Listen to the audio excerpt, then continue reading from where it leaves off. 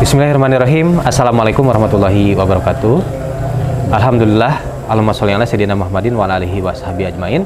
Kembali bersama saya Muhammad Supriyadi di program Sapa Ustadz. Nah, kali ini kita akan bincang-bincang singkat bersama guru kita Ustadz Arif B. Iskandar. Nah, sebetulnya sudah dulu kita sudah ini ngerekam, hanya saja ya mungkin karena pertama kali ya. Karena sebetulnya yang jadi kameramen ya sekarang istri, nah, kemarin juga istri. Nah, mungkin karena pengalaman pertama, jadi waktu itu Pak Ustadz videonya ada, tapi suaranya nggak ada. Tapi insya Allah sekarang jadi karena sudah berulang kali di kesempatan yang lain, alhamdulillah berhasil. Baik, kita akan berbincang-bincang singkat bersama guru kita Ustadz Arif B. Iskandar. Nah, siapa yang tidak kenal dengan Ustadz Arif B. Iskandar? Ya, pasti insya Allah ya, terutama bagi para pembaca Al-Wa'i gitu ya, pasti mengenal Ustadz Arif B. Iskandar. Nah, terlebih lagi tulisan-tulisan beliau ya yang menjadi favorit mungkin bagi para pemirsa. Nah, biasanya kalau kita beli Al-Wa'i, ya saya sendiri kalau beli Al-Wa'i, lalu yang dibaca pertama kali itu yang mana? Yang tengah gitu, yang tengah, yang rubrik yang dengan halaman yang khusus, warnanya hitam juga. Paling menonjol. Nah, karena tulisan-tulisannya itu mungkin bisa dianggap ringan ya Ustaz, karena lebih kepada nafsiyah. Namun itu justru yang pertama kali lebih lebih menyentuh ya. Ini menjadi banyak pelajaran atau ibroh. Di situ ada kisah-kisah ulama, contoh mungkin ya. Ada nafsiyah-nafsiyah gitu ya. Yang kami sendiri awalnya itu tidak mengira, oh ternyata yang dimaksud jujur tuh ini dulu pernah ada judulnya tuh jujur gitu ya. Oh ternyata arahnya ke sini gitu ya. Ini. Nah, nanti kalau teman-teman penasaran, baca saja Al-Wa'i kembali, simak tulisan atau kembali baca tulisan dari Ustadz Arif B. Iskandar di rubrik Ibroh. Nah, pada kesempatan kali ini kita akan bincang-bincang singkat dengan Ustadz Arif B. Iskandar, terutama terkait dunia tulis-menulisnya. Dari kapan gitu ya? Dari kapan Ustadz Arif bergelut dalam dunia tulis-menulis, Ustaz? Ya, baik. Bismillahirrahmanirrahim. Assalamualaikum warahmatullahi wabarakatuh. Waalaikumsalam warahmatullahi wabarakatuh. Alhamdulillah, sallallahu alaihi wasallam, Allahumma salli ala Muhammad wa Muhammad ma'ad. Saudaraku yang muliakan, terima kasih juga kepada Ustaz Supriyadi yang telah berkenan berkunjung jauh-jauh dari Cianjur ke Bogor ya. Ini kebetulan ada di area Pondok Putra ya, Mahad dari Darun Nahdoh Islamiyah. Darun Nahdoh Al-Islamiyah ya, ini pondok tahfidz yang diperuntukkan khususnya bagi yatim dan duafa. Jadi kembali pada pertanyaan tadi ya, terkait dengan kapan sih saya menulis pertama gitu ya. Kalau belajar menulis kan sejak SD ya. Tapi maksudnya dalam konteks mungkin yang ditanyakan adalah dunia mengarang gitu ya, mengarang. Sebetulnya pertama saya ingin katakan bahwa saya masih belajar menulis Ustaz ya. Jadi saya juga tidak merasa penulis hebat ya, walaupun ya memang ada beberapa yang merupakan karya tulis baik artikel maupun buku ya. Buku juga belum banyak, baru 10 judul ya. Ya. Baru 10 judul. 10 jilid ya, 10 judul. Yang kedua, sebagai penulis juga sebetulnya saya tidak terlalu produktif ya sebetulnya dibandingkan dengan banyak sekali ya para penulis yang luar biasa yang setiap hari bisa menulis bisa 1, 2 bahkan 3 artikel ya. Jadi begini, saya ya terus terang mungkin awal tertarik mulai serius menulis ketika mahasiswa ya. Karena kebetulan saya itu kuliah di jurusan sastra. Sastra apa? Sastra Arab. Oh, sastra Arab. Di salah satu perguruan tinggi negeri di Bandung ya. Sehingga saya berpikir sederhana, kuliah di sastra ya, sastra Arab, masa sih nggak bisa nulis, nggak bisa ngarang gitu ya. Di situ mungkin saya terpacu untuk terus belajar dari nol lah istilahnya ya. Dari sejak tingkat pertama sampai akhirnya mulai mengirimkan tulisan ke media ya, media lokal maupun nasional ya. Karena memang saat itu belum seperti sekarang ya. Dengan media sosial siapapun bisa nulis itu. Kalau dulu ketika sebuah tulisan dimuat di media walaupun lokal, di Bandung ada Sekian Rakyat ya, yang paling terkenal. Kemudian juga apalagi media nasional seperti Republika kebetulan juga sudah pernah dimuat gitu ya. Itu memang apa ya, rasanya sebuah kebahagiaan tersendiri gitu ya. Kalau sekarang sih ya udah hal yang biasa itu ya. Kita karena bahkan orang bisa lebih terkenal ketika nulis di media sosial itu. Jadi kira-kira ya belajar nulis sejak kuliah. Sejak kuliah ya, Masya Allah. Dan itu nulisnya itu apakah khusus dalam bidang atau tema tertentu atau apa saja gitu? Ya kebetulan karena sejak awal ya apa istilahnya saya merasa bahwa faktor agama itu penting untuk menjadi hal yang utama itu. Makanya saya lebih fokus pada tulisan-tulisan yang bersifat yang berisi tentang keagamaan, baik ya politik, spiritual, gitu ya. Yang penting bahwa itu ada unsur agama. Gitu. Ya, Masya Allah ya.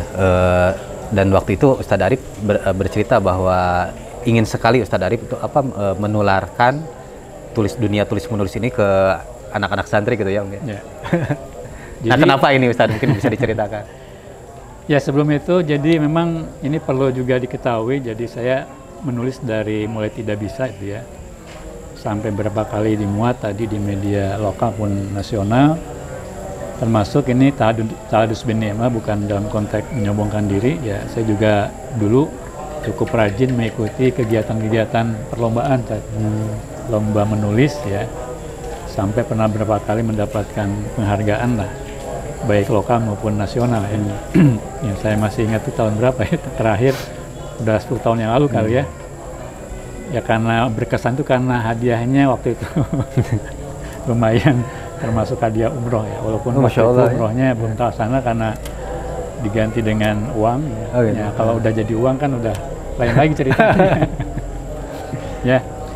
Nah jadi awalnya mungkin menulis motivasi saya sekedar kadang-kadang mungkin materi ya, karena dulu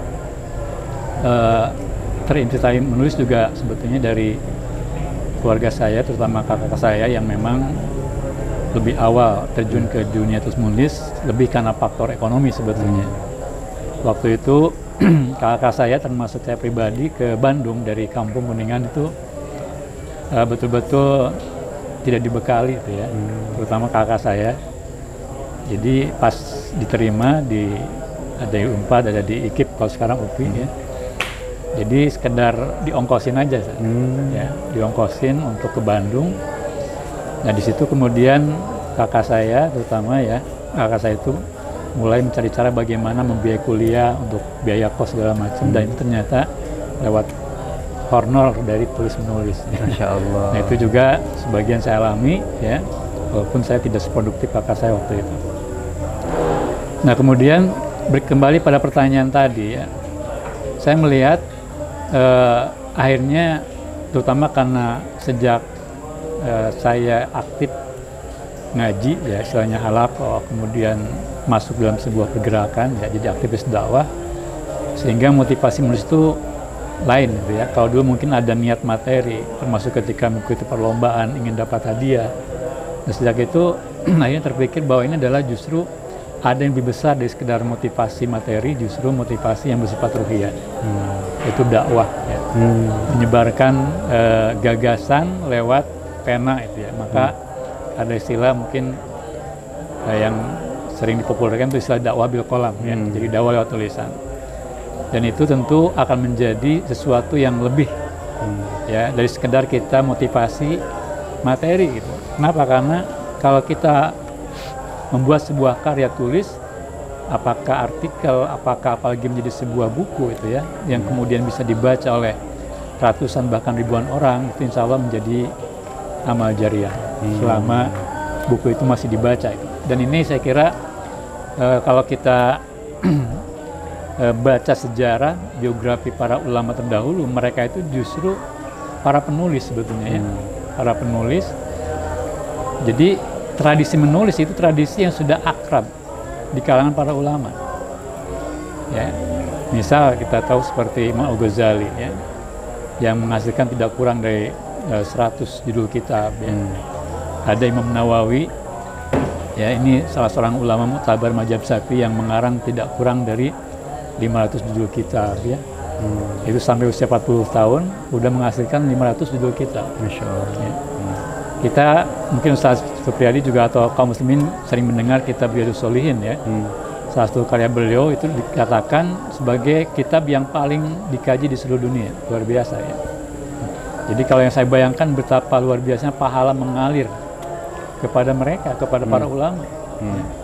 Bahkan ada yang lebih dahsyat, ada Ibnu Rajab ya, yang ribuan kitabnya itu.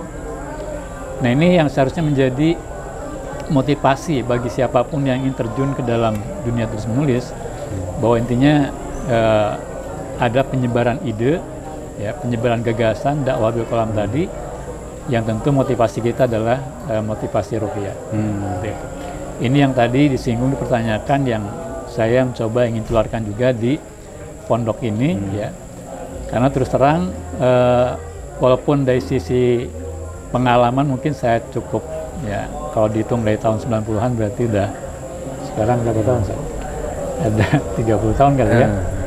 Dan saya belum pernah sekalipun istilahnya menularkan gitu ya pengalaman atau tulis menulis ini kepada orang lain ya. Sementara banyak Kan suka ada training menulis. Ya, training menulis, sementara banyak di antara teman-teman yang mungkin ya punya keberanian juga untuk melakukan itu gitu, menularkan, walaupun mungkin baru beberapa tahun jadi penulis, sementara saya sudah lama tapi kok belum itu. Nah mudah-mudahan di pondok ini di mana salah satu kurikulum yang juga mudah-mudahan jadi hal yang nilai plus bagi pondok ini, bagi alumni Ma'had An-Nahdhah ini adalah santri akan dididik ada 1 semester lah paling tidak, yaitu khusus anak atau santri ini dididik untuk menjadi para penulis sebagaimana para ulama dulu, sehingga mereka keluar dari sini bukan hanya menjadi hafiz Quran, bukan hanya mereka pinter retorika secara lisan ya, karena ini juga ada program khusus juga ya, tapi mereka juga menjadi para penulis handal dalam menyampaikan gagasan-gagasan dakwahnya pada umat. Ya. Karena di sini moto kami adalah Ma'had An-Nahdhah ini menjadi istilahnya punya visi mencetak generasi para penghafal, para pengamal dan pejuang Al-Quran. Nah, memperjuangkan Al-Quran diantaranya lewat tulisan juga. Ya. Jadi mungkin diharapkan juga para santri ini meneruskan tradisi para ulama ya. Ya, tidak hanya mereka dakwah bil lisan, tapi bisa dikatakan tadi dakwah bil qalam dengan tulisan.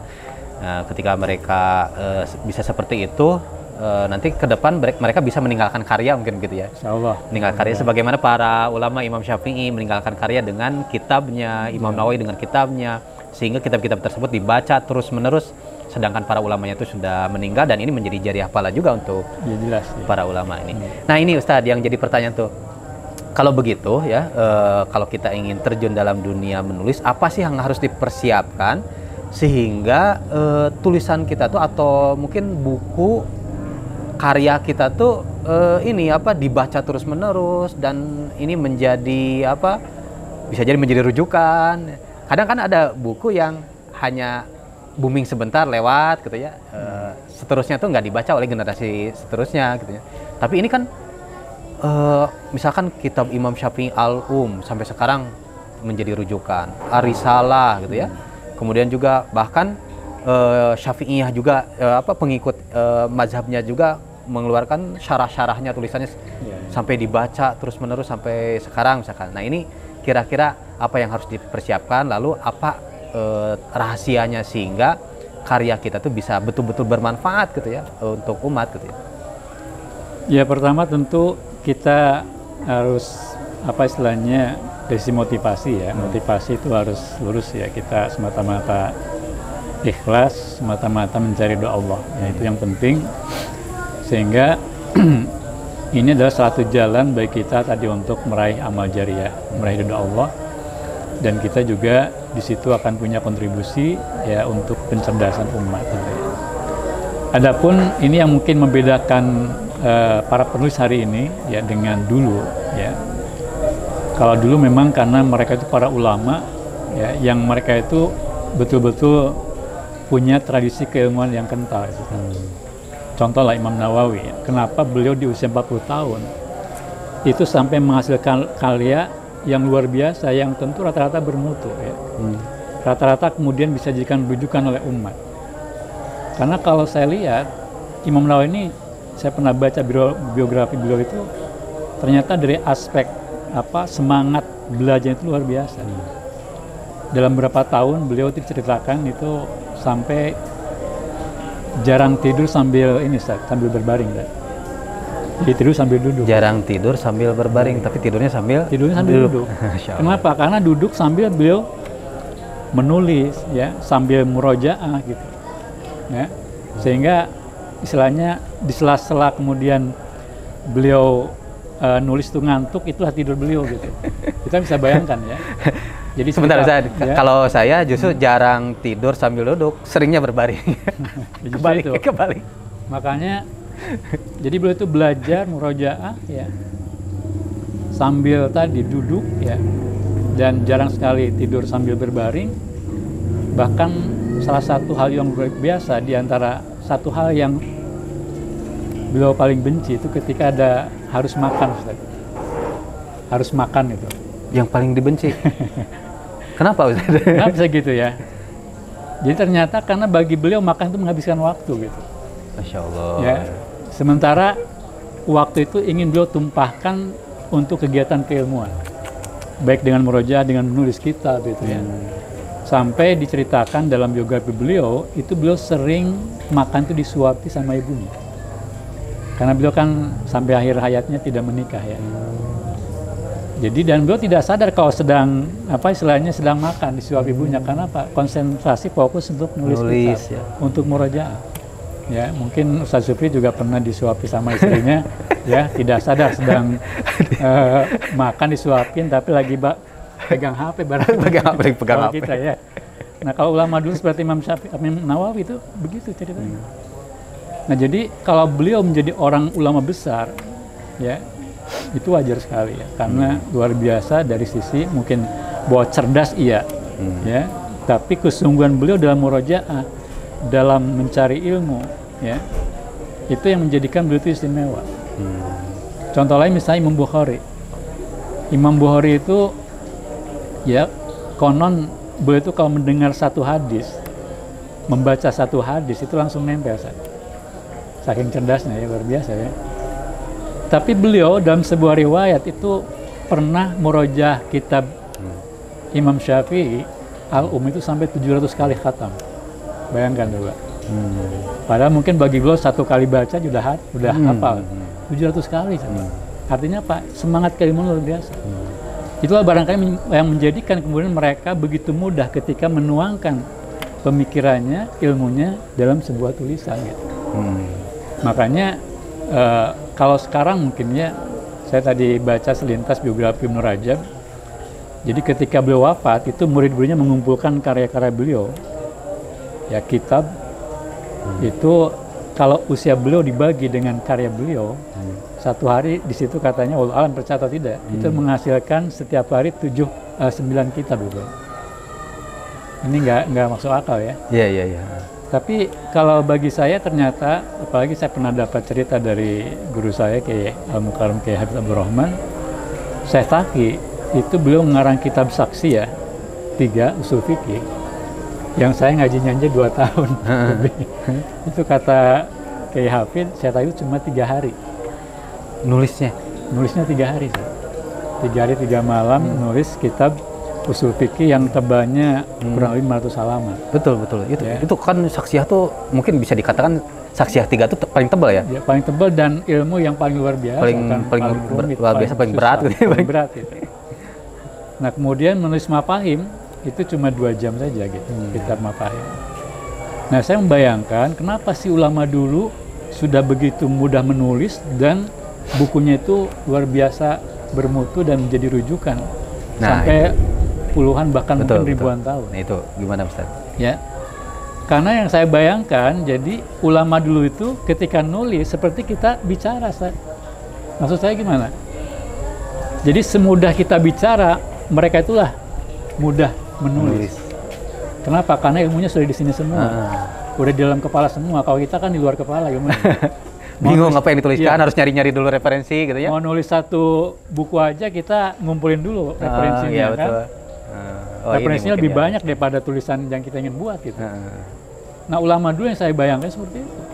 Mereka nulis ya nulis aja karena ilmunya sudah di sini gitu. Sehingga kalau kemudian menghasilkan ratusan bahkan ribuan karya itu bukan hal yang tidak masuk akal ya. Berarti yang paling penting yang pertama kali itu adalah ilmunya gitu ya. Ilmu, ya motivasi dan ilmu yang luar biasa ya. Dan itu yang mungkin sekali lagi ulama dulu itu susah untuk kemudian kita kejar ya. Walaupun bukan berarti tidak bisa selama kita punya kemauan, motivasi, maka faktor ilmu ini yang tadi ya. Jadi intinya bagaimana kita tadi semangat dalam mengkaji ilmu. Ketika kita sudah mumpuni keilmuan kita, yang namanya ulama dulu kan tidak hanya satu bidang ilmu ya. Imam Al-Ghazali itu disebut Hujatul Islam karena beliau menguasai semua bidang ilmu. Filsafat, tasawuf, usul fikih gitu ya. Luar biasa gitu. Kalau dari sisi hukumnya, hukum menulis itu apakah masuk kepada ada beberapa kondisi yang menjadi wajib menulis? Atau memang tetap hukumnya mungkin mubah atau seperti apa? Ya kalau saya melihat sih ini sebagaimana menyampaikan ilmu ya, berdakwah itu kan bisa wajib, bisa kemudian menjadi fardu kifayah gitu ya. Nah kita bisa bayangkan kalau misalnya tidak ada seorang ulama penulis kitab, ya. Coba generasi sekarang dari mana beliau bisa merujuk ilmu-ilmu agama gitu, ya kan? Maka itu bisa menjadi fardu kifayah. Bisa menjadi fardu kifayah. Ya. Tapi bagi kita ya tentu ini bisa jadi menjadi amalan sunnah yang kemudian tadi pahalanya jadi amal jariah gitu ya. Nah mungkin itu yang mendorong para ulama tuh menulis tuh ya. Di samping yang mereka punya tanggung jawab fardu moral kifayahnya itu ya. Tadi, betul. Karena mereka kan ya kita bisa bayangkan ya kalau tradisi ulama tidak berkembang di mereka tradisi menulis, cuma tradisi lisan saja. Ini satu contoh misalnya, ada seorang ulama namanya Imam Lais bin Sa'ad. Ya. Jadi beliau ini sebetulnya ulama besar, beliau juga seorang pengusaha. Saya selalu menarik kisah beliau itu karena beliau itu pengusaha yang pernah ini sedikit menyimpang sedikit tapi ini menarik.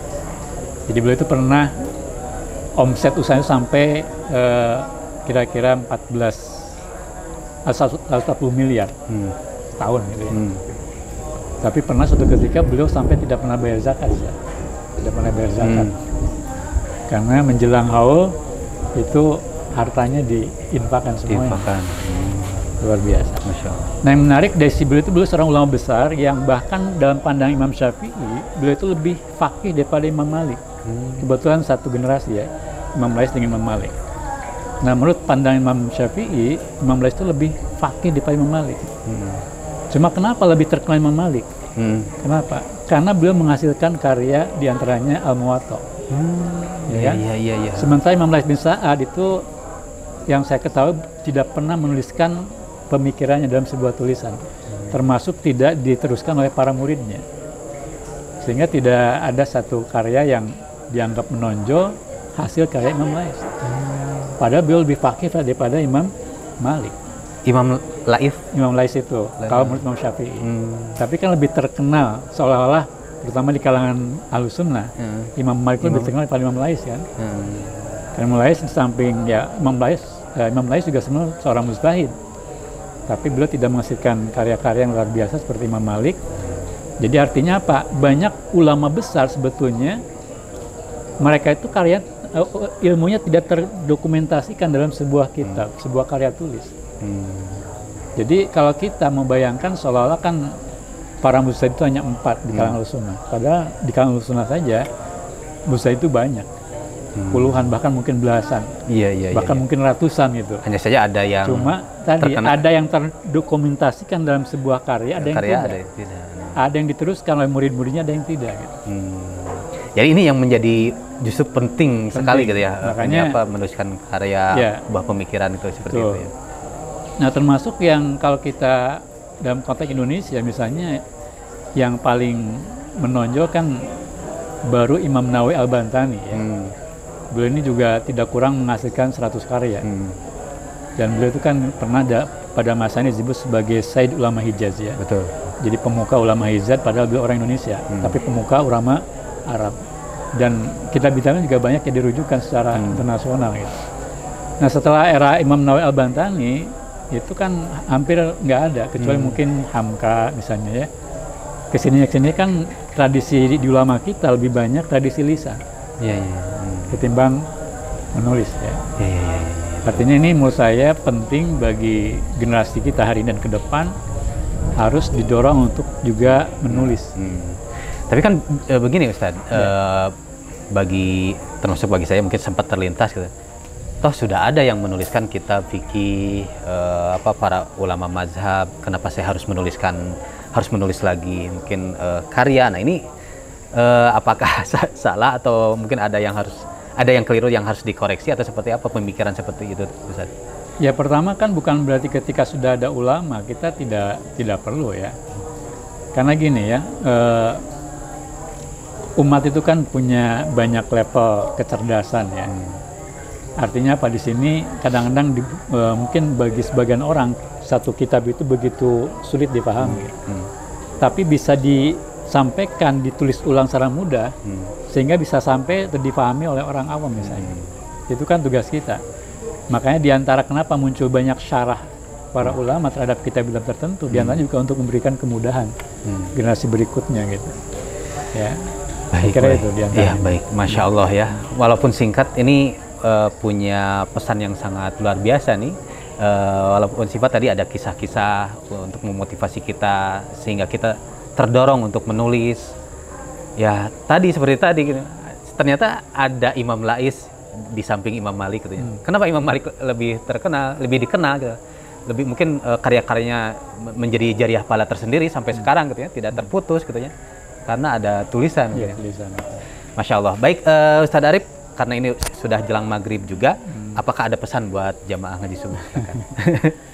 Ya, mungkin karena tema kita terkait menulis, ya saya sih berharap kita semua ya bisa mulai, yang belum mulai untuk menulis, apalagi sekarang media sosial itu luar biasa dahsyat penyebarannya. Kita bisa bayangkan kalau seorang mubalig, ya sebanyak-banyak mubalig ketika jamaahnya paling mungkin puluhan ribu, ya kan? Tapi kalau kita menulis di media sosial bisa dibaca jutaan orang gitu, ya kan? Dari zaman ke zaman bahkan. Ya, dan betul seperti itu. Maka ini untuk kemudian kita bagi aktivis dakwah yang memperjuangkan syariat Islam, memperjuangkan khilafah Islam, maka media ini sangat penting untuk penyebaran opini umum, menciptakan kesadaran di tengah masyarakat.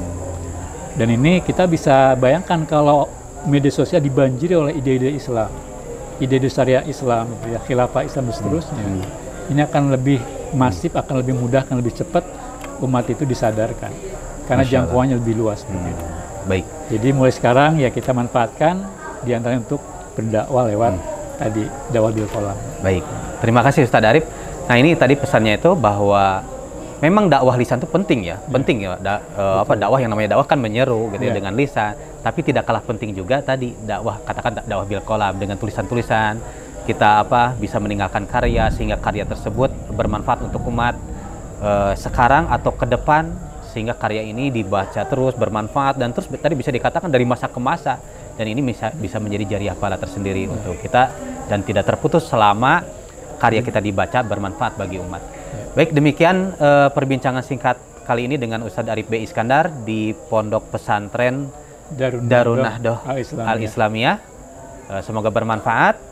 Wassalamualaikum warahmatullahi wabarakatuh. Waalaikumsalam warahmatullahi wabarakatuh.